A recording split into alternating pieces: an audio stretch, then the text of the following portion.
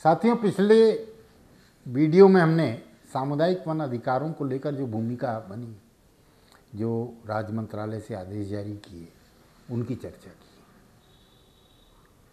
One अधिकार कानून 2006 में जिन सामुदायिक वन अधिकारों की, ग्राम सभा के अधिकारों की बात की गई है, उन्हीं सामुदायिक अधिकारों के लिए, उन्हीं संसाधनों पर ग्राम सभा, ग्राम पंचायत के अधिकारों के लिए और भी प्रावधान रहे हैं। मध्य प्रदेश भू राजस्व संहिता 1959 के अध्याय 18 में इन संसाधनों को लेकर बहुत स्पष्ट प्रावधान रहे हैं।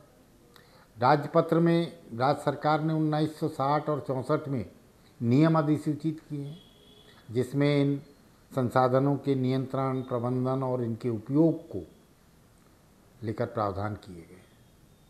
1993 में भारत की संसद ने संविधान में संशोधन करके 11वीं अनुसूची जोड़ी गई और उसमें 29 विषयों पर ग्राम सभा और ग्राम पंचायत को अधिकार सौंपे गए। उन 29 विषयों में सामुदायिक संसाधनों पर समाज के अधिकार और पंचायती राज व्यवस्था के नियंत्रण प्रबंधन का प्रावधान किया गया। 1996 में संसद ने पेशा कानून बनाकर अधिसूचित क्षेत्रों की ग्राम सभाओं को और समाज को सामुदायिक संसाधनों पर अधिकार देने का प्रावधान किया। चौथा प्रावधान वन अधिकार कानून की धारा 3(1) में किया गया। इन चारों प्रावधानों को भी यदि एक साथ देखा जाए तो जो ग्राम पटवारी के मिसल बंदोबस्त में, निस्तार पत्रक में, अधिकार अभिलेख में, खसरा पंजी में जो भी संसाधन सामुदायिक संसाधन के रूप में दर्ज हैं, सार्वजनिक एवं निस्तारी प्रयोजन के रूप में दर्ज हैं, उन सब पर ग्राम सभा और ग्राम पंचायत का अधिकार होना चाहिए। लेकिन इतने महत्वपूर्ण विषय पर मध्य प्रदेश के मुख्य सचिव की अध्यक्षता में गठित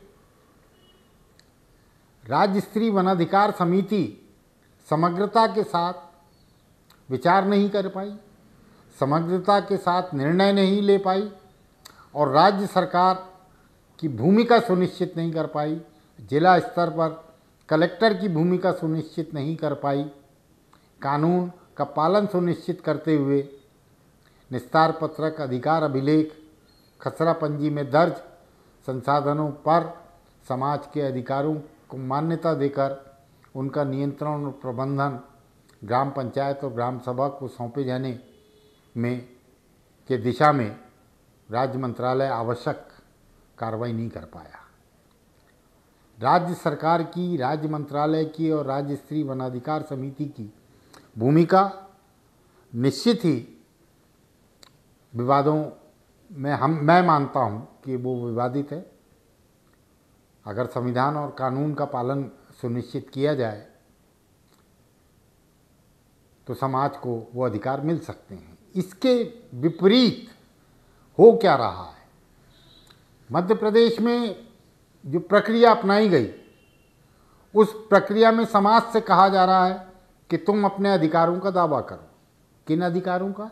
जो अधिकार शासकीय अभिलेखों में दर्ज हैं, जो अधिकार वैधानिक रूप से प्रचलित हैं, जिन अधिकारों की गारंटी भू राजस्व संहिता, संविधान की 11वीं अनुसूची, पेशा कानून और वन अधिकार कानून सब दे रहे हैं, उनके लिए दावा प्रस्तुत करने का दबाव समाज पे बनाया जा रहा है। और ये सिर्फ इसलिए किया जा रहा है ताकि ये कहा जा सके कि समाज ने दावा नहीं पेश किया, समाज ने कोई प्रमाण प्रस्तुत नहीं किया, इसलिए समाज को सामुदायिक अधिकार प्रदान नहीं किए जा सके। और यही पिछले 18 सालों में हुआ है। लेकिन अब समाज और समाज के युवा आगे आ रहे हैं।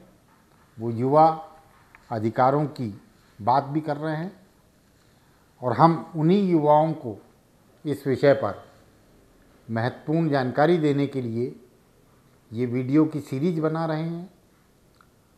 हम आपसे अगले वीडियो में CPN बरार के महत्वपूर्ण जिलों से संबंधित प्रक्रियाओं को लेकर, अभिलेखों और दस्तावेजों को लेकर आपसे चर्चा करेंगे।